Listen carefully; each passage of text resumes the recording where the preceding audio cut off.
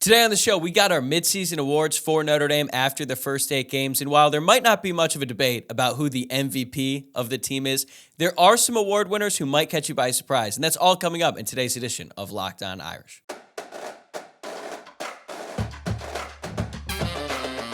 You are Locked On Irish, your daily podcast on the Notre Dame Fighting Irish. Part of the Locked On Podcast Network, your team every day. Welcome to Locked On Irish, your daily Notre Dame podcast. Today is Tuesday, October 24th, and thank you for making this your first listen each and every day. I'm your host, Tyler Wojciak. I graduated from Notre Dame in 2018, and now I'm a producer covering college football for Fox Sports. And this episode of Locked On Irish is brought to you by PrizePicks. Go to prizepicks.com/LockedOnCollege and use code LockedOnCollege for a first deposit match up to $100. Daily fantasy sports made easy.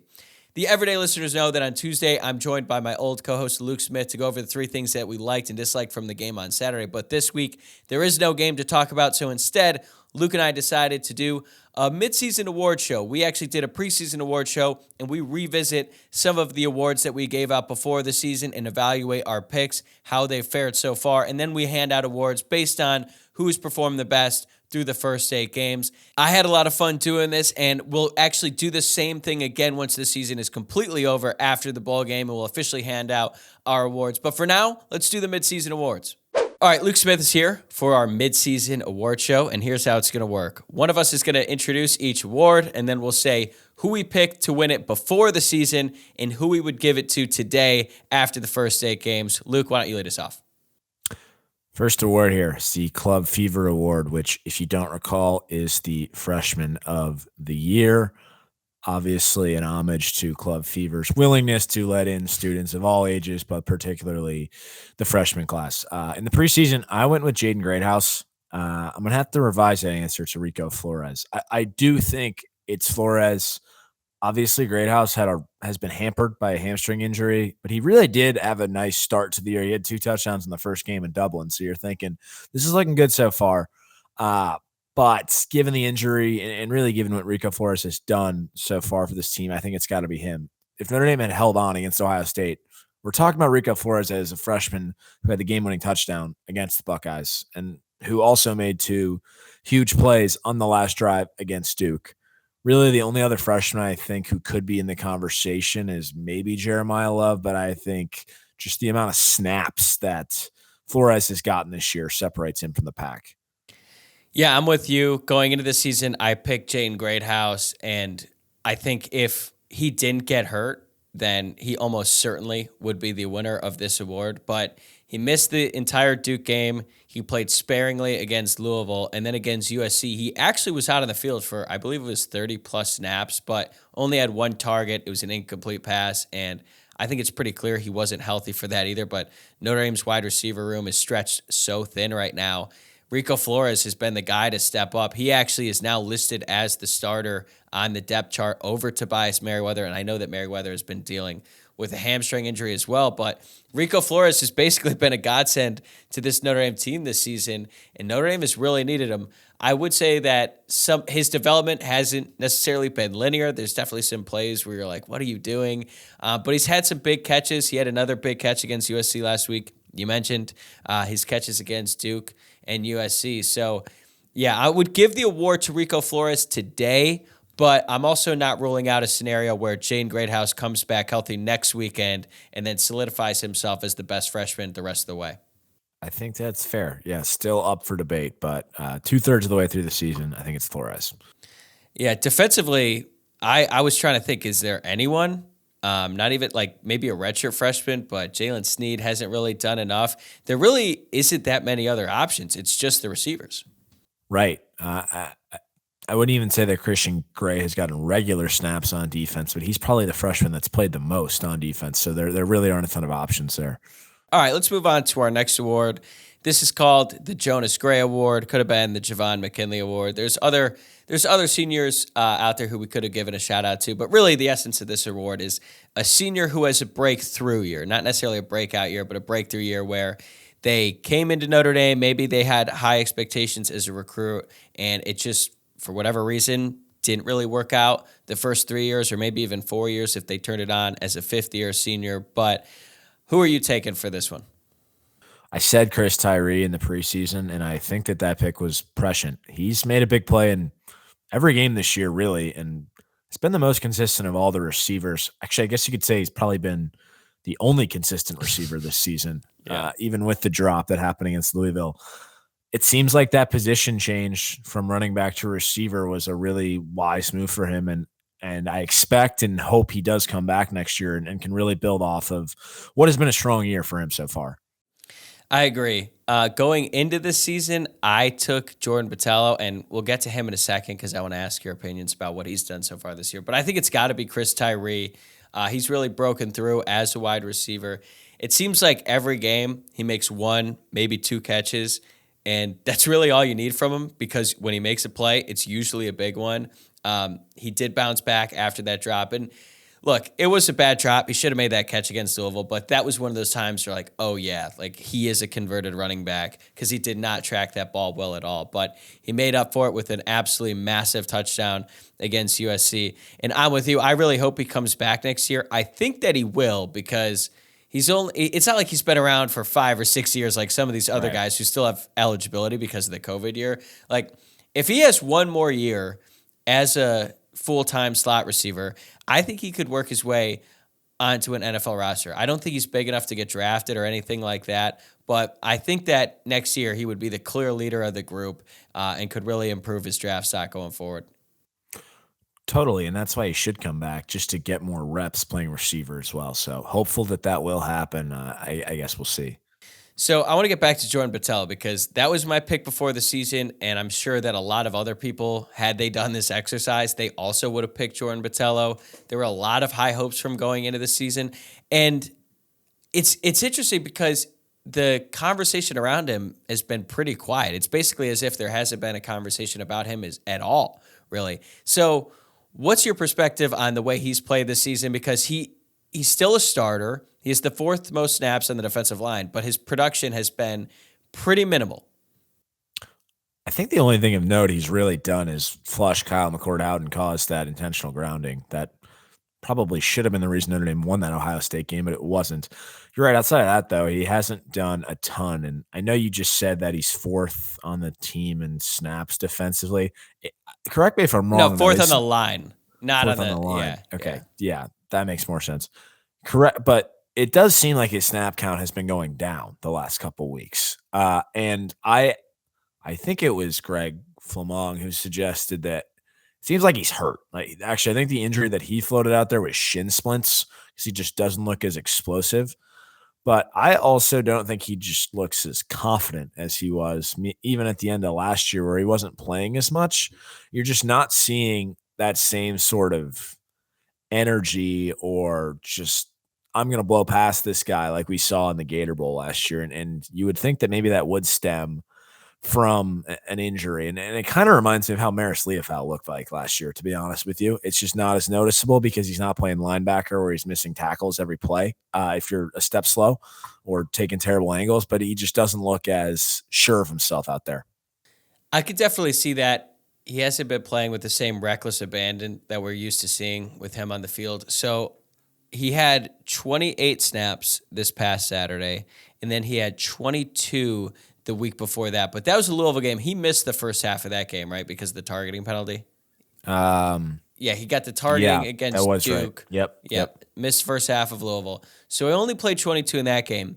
The week before that, though, he played 56 against Ohio State when they really narrowed their rotation down. So maybe he's playing with an injury as of late. I don't know if it started at the beginning of the year or what, but I think it's fair to say that it's a little bit disappointing that he didn't take the leap. And again, I'm not saying he's like a bad player. He's a liability out there, but I'm also at the point with him where it's like, hey, if Josh Burnham starts getting a lot more snaps at Viper, I wouldn't really be opposed to it, even though I understand that Jordan Batello is a veteran, still brings stuff to the table. And in that line of thinking, not that I think he's a detractor or a net loss in terms of what he brings to the table, you almost wonder if it makes sense for both parties if he just grad transfers elsewhere. If this is kind of what we see the rest of the year, maybe he just wants to change the scenery somewhere. He gets his degree and he can just see what he can do somewhere else for his last year of school. I don't know. I haven't heard anything to suggest that. That's just a thought I had. I could definitely see it. He definitely would sort of fit that mold.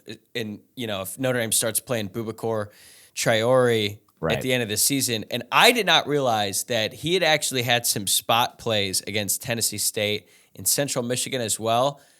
A little bit interesting that the coaching staff decided to play him in those games if they had intended on redshirting him, or maybe they never intended on doing that. Maybe they always planned on him getting a lot more action late in the year, because with a player like that, especially at a position where it's so coveted by the NFL, does redshirting a guy really make sense if you think he has a bright future at Notre Dame? Now, if he's not going to be scratching the field at all, that's one thing. But if you see scenarios where you could put him in on third downs and get some playing time, then I just don't really see a point of trying to redshirt him if you think he can help you, because odds are he's probably not going to be taking a fifth year. If anything, he might use that year as a reason to transfer. So I think we'll see a lot more of him throughout the end of the season.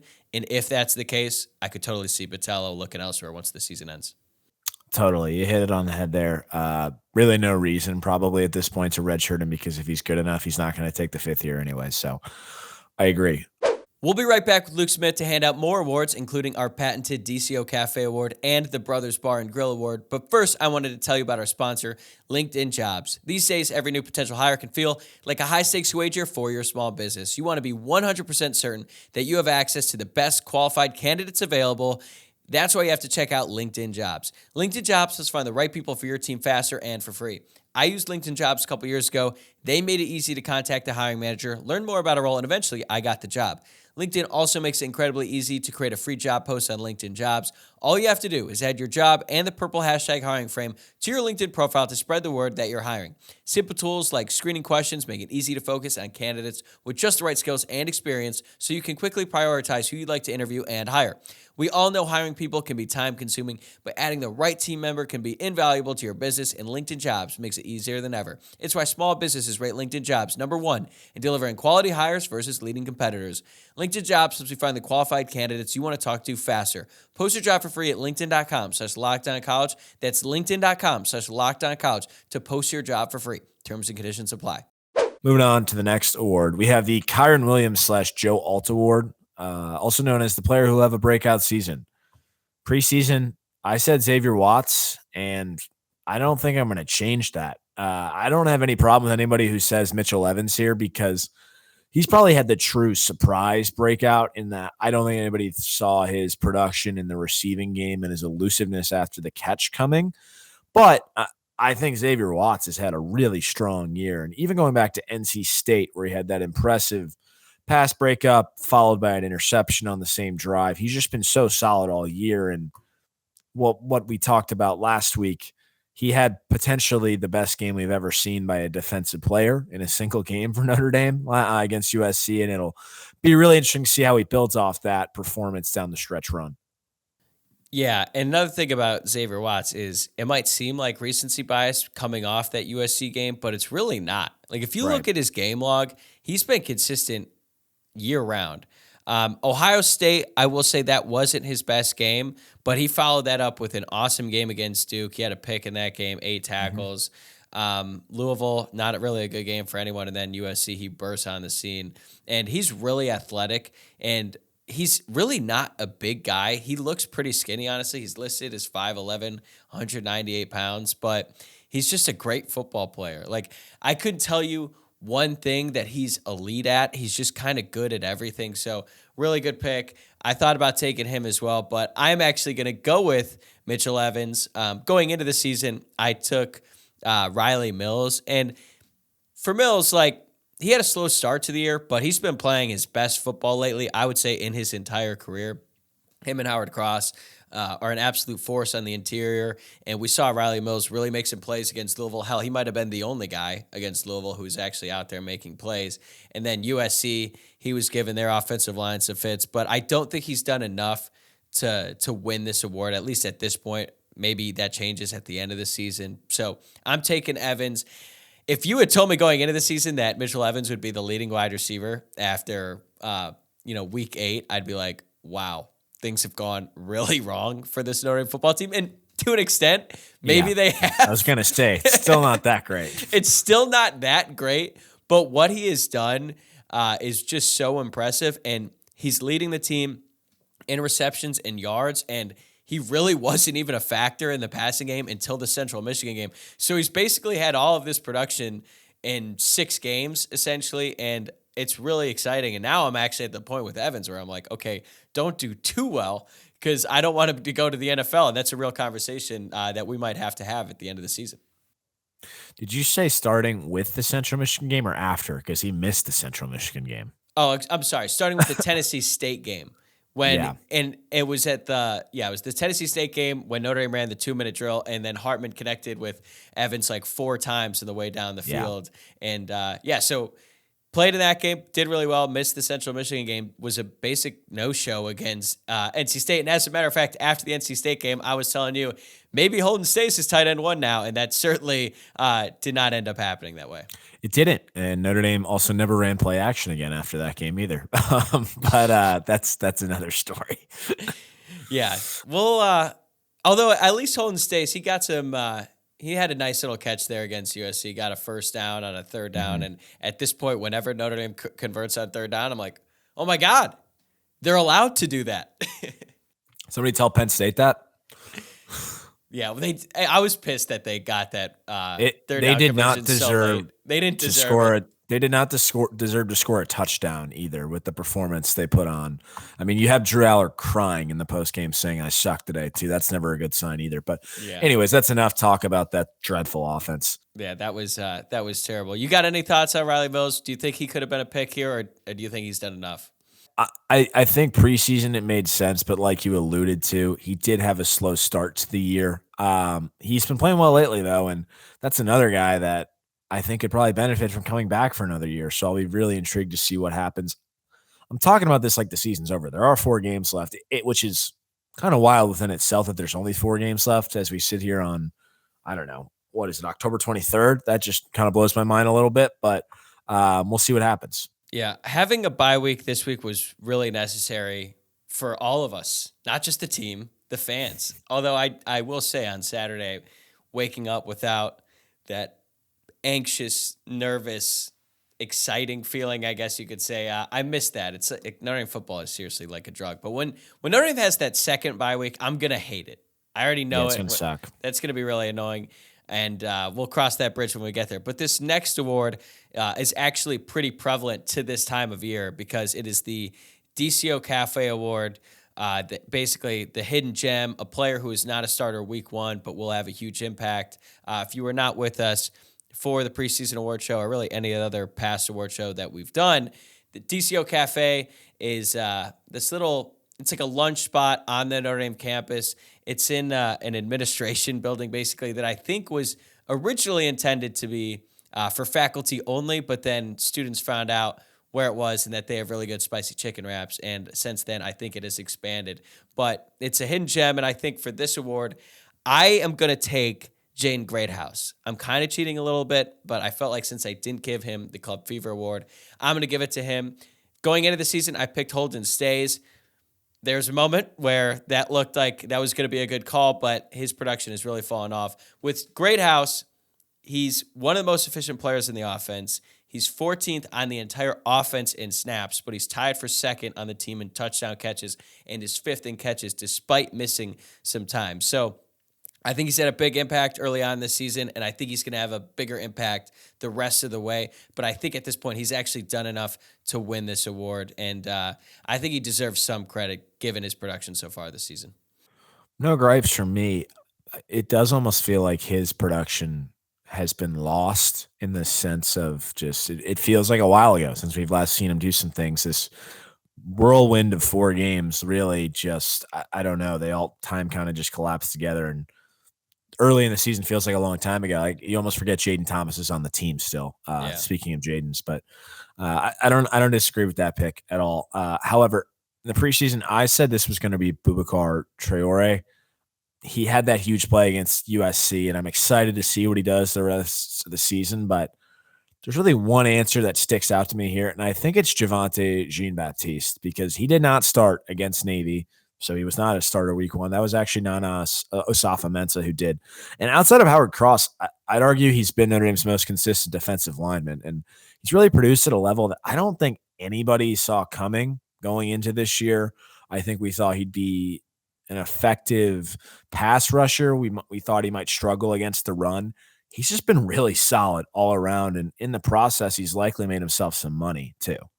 Yeah, if you look at his usage, he only played 25 snaps against Navy, 23 against Tennessee State, and then really after that, I think that's when he solidified himself as the starter, or at least the main strong side end going forward, because then he played 57 snaps and then played as many as 64 against his former team in Ohio State. And it is so unfortunate for him that he wasn't able to get a win in that game against his former team, because that was just a gutsy effort from Javonte Jean-Baptiste, playing 64 snaps, and he was all over the field causing havoc in the Ohio State backfield all game. And I'm with you. Like, I thought at the time when Notre Dame picked him up at the transfer portal in the offseason, I was like, oh, wow, really nice pickup. Maybe he'd just be like a third down specialist. I didn't think he'd have nearly the impact that he has. But to your point, he's probably one of, if not the most consistent players, not just on the Notre Dame defensive line, but really the entire defense.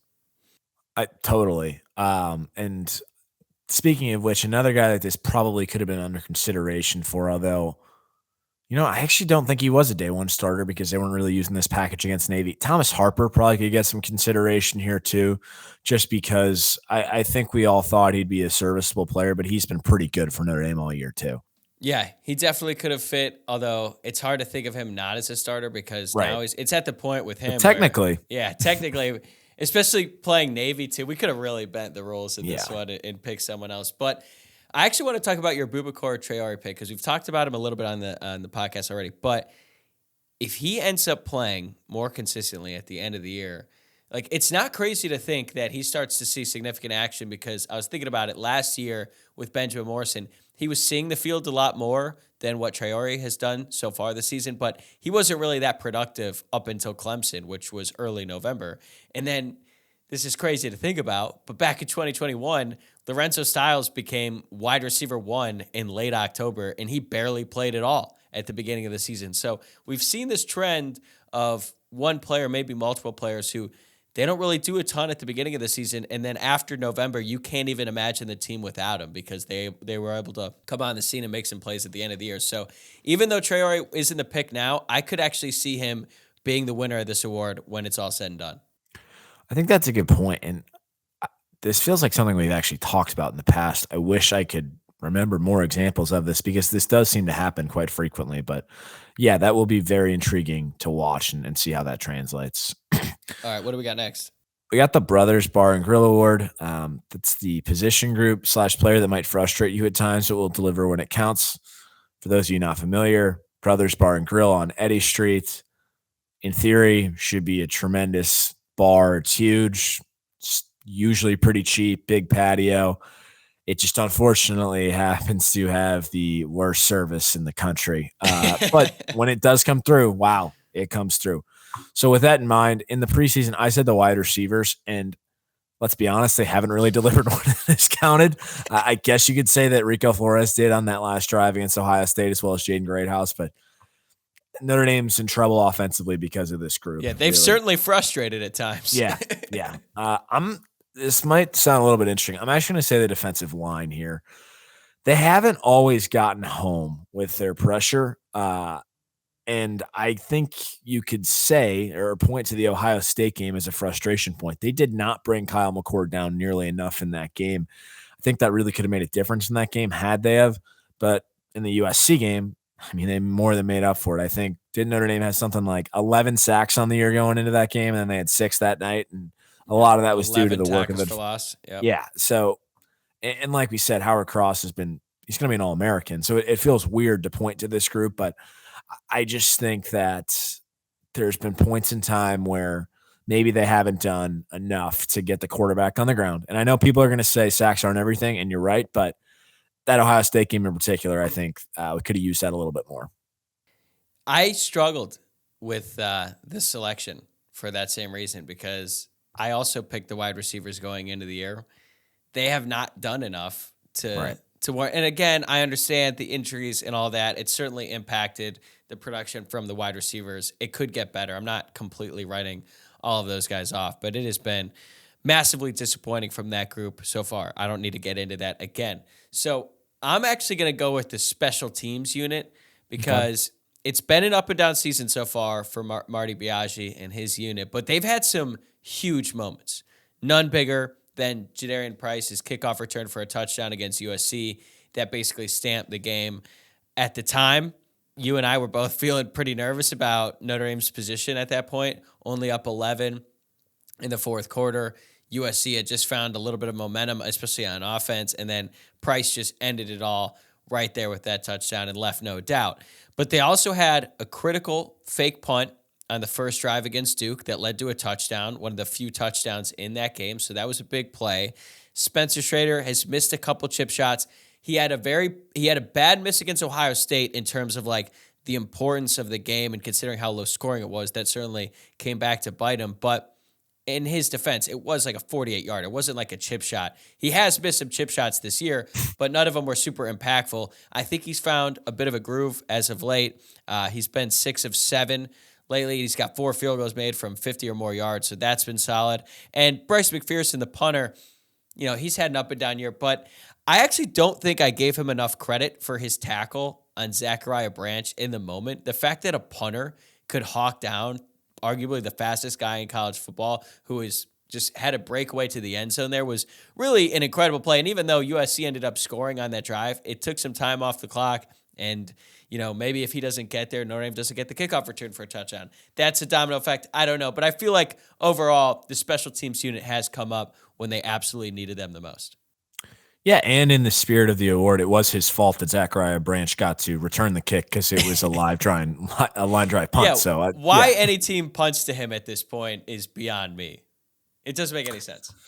No, although it ended up being USC's worst nightmare or enemy on Saturday night because they ended up scoring too quickly as a result of a Zachariah Branch punt return. Quick question and aside on that. Do you think when Caleb Williams was scoring on that play, do you think he thought about going down? It looked like to me he considered, do I go out of bounds? He considered not scoring on that play that put them up before Utah ended up going back down the field and kicking that field goal. I think Caleb Williams should have gone out. Now, obviously, I have the benefit of hindsight, but I think he was actually thinking about it mid-play. Did you notice that? So I struggled between whether that was the thought process or whether he was showboating, because you never really know with him, because he did kind of have like a weird walk into the end zone. As a quick aside, though, I do Kyle Whittingham's quote about the quarterbacks in that game. And if you didn't see it, what he said in reference to USC was they've got a Heisman Trophy winner at quarterback, so they're just going to make some things, and that's just the way it is. But we've got ourselves a pig farmer at quarterback, so we're proud of that guy too. What that brought me back to, actually, and this is a complete aside. When I was got the aside to the aside the aside at this point. When I was in 8th grade, we lost a baseball game to a team from a very rural town, and our coach, former professional or minor league baseball player, was very upset with this. And his quote was, "You just lost to a bunch of goddamn pig farmers." Do you think they have a coach who played effing minor league baseball? No, they all farm pigs for an effing living. So that brought me back to that. So that was a good quote from Kyle Whittingham. Last note on that. One of my favorite moments of the season so far was the first week of the college football season. It's Utah versus Florida. And on Utah's first drive of the game, they put up this graphic that Bryson Barnes is a pig farmer, and I think they had some pictures of him or whatever, and I was like, wait a second. I had no idea this guy was a pig farmer. I should have hammered Utah money line. First play, 80-yard touchdown pass, and I was like, this is peak college football. This pig farmer is just out there slinging it down the field for a touchdown. Luke and I still have more awards to get to, including Most Valuable Player. But first, I wanted to tell you about PrizePicks. PrizePicks is a skill-based, real money daily fantasy sports game where you pick 2 to 6 players, and if they will do more or less than their PrizePicks projection, you can win up to 25 times your money on any entry. PrizePicks adds a ton of excitement to the sports viewing experience. You can watch your progress update in real time, win up to 25 times your entry amount, and cash out your winnings with quick scoring, settling, and withdrawals. I've been playing PrizePicks recently. I have no idea why I waited so long. And what I love most about it is that you aren't competing against other people. It's just you versus the projections available instead of battling thousands of other players, including professionals and sharks. So go to prizepicks.com/LockedOnCollege and use code LockedOnCollege for a first deposit match up to $100. That's prizepicks.com/LockedOnCollege, code LockedOnCollege for a first deposit match up to $100. PrizePicks, daily fantasy sports made easy. We're moving a little bit slowly right now, so let's pick it back up. Let's get back on track. We're moving away from too many asides. 4 different tangents we just went on there. The 401k award, which is given out to the player who might not have the biggest impact this fall, but whose progress you'll be watching closely. Since the season hasn't ended yet, I feel like this is more of like a check-in on the guys that we took before the season. Who did you take? I said Kenny Minchie in the pregame, and I don't think we've heard a lot about him, to be totally honest with you. Hey, Scout Team Player of the Week this past week. Okay, that is promising. However, on top of that, the word seems to be that Notre Dame will, in fact, pursue another transfer quarterback this offseason with the idea that whoever that is that they're going to land is going to be the starter. And I don't necessarily think this is a damnation or condemnation of Minchie as much as it might be on Steve Angeli. It does kind of make you wonder what's going on. And I don't know what you've heard on that, but that just seems to kind of be the word that they're going to get another transfer. I'm not surprised that they're looking to get another transfer. I think they should, given the situation in the quarterback room. You and I have been pretty open about the fact that we're not super high on Angeli. Never really have been ever since he was a recruit. I'm higher on Minchie. I think you are as well. But I can't help but think about that Ohio State-Penn State game that we just watched on Saturday. Drew Aller, 5-star quarterback, all-world talent, all this stuff. Redshirts his freshman year, sits out in his play this year, and he's had some moments this year, but there's also been times where I've been watching Penn State like, okay, I see the talent, but there's a reason why Penn State isn't throwing any deep shots with him. They don't trust him, and it's hard to trust freshman or a redshirt freshman or, hell, even a junior quarterback with 0 starting experience in big-time college football. Like, next year, Marcus Freeman isn't going to be able to be like, all right, well, this is a bridge year. Like, no. Sam Hartman is effectively the starting quarterback for the bridge year at this point. So next year, there's going to be really high expectations for Marcus Freeman in year 3, and he can't afford to play a quarterback who has no experience. And I understand that eventually you got to play your guys, and I think that Kenny Minchie will eventually be given the shot as the starting quarterback, but we all thought Drew Aller was probably a more talented quarterback than Kenny Minchie, and then look what he just did on the biggest stage. So I think experience is so important in college football, maybe more than it's ever been at the quarterback position. Like, you look at the top guys, Michael Penix Jr., Bo Nix, Caleb Williams. Those guys have been in college for a really long time, and they've been starting for a really long time. So if there's a really good quarterback out there who has experience, Notre Dame would be stupid to not look at it. I think that's fair enough. We'll see who that might be. But, yeah, it just makes you wonder. At what point do you just roll with the guys you got? And I'm not saying one way is right or another. It just, you do have that thought. Like, at what point do you just go with what you have? Now, I would say they might not take a guy if the players in the portal are not that great, because this past transfer portal class quarterbacks was not that great. Sam Hartman, obviously the exception there. So, of course, Notre Dame's going to take him. I don't think that they're going to take a guy for the sake of taking him. Like, if hypothetically, like a Hudson Card level quarterback is in the transfer portal and that's the best Notre Dame could do, I don't think that they are definitely going to take him, because it's probably going to lead to some awkwardness in the room. So I don't know. That's just how I look at it. Do you see it differently, or do you think they're no doubt getting a guy? I think they, as long as whoever is in there is somebody that they think can elevate it, then they'll do that. But if not, maybe they won't. We'll see. Yeah, it's definitely something we'll continue to monitor here on the podcast, and it's probably going to be the story of the offseason, just like it was last year. My pick before the season was Christian Gray.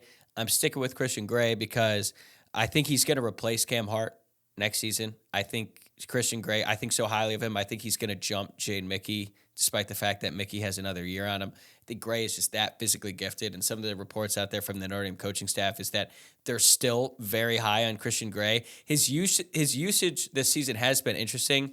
He got in for 21 plays against Navy, 23 against NC State, 15 against Central Michigan, but he's barely seen the field since. He's been out there a little bit, like he played for 5 snaps against Duke and 2 against USC. So it's not like they're redshirting him this season, but he's barely seeing any action on the field right now. But I don't think that has anything to do with like how the staff looks at him and his future at Notre Dame. I think it's just Notre Dame has 2 of the best cornerbacks in college football, and then they have Thomas Harper, who's been a really, really productive nickel, and there's just not enough reps to go around.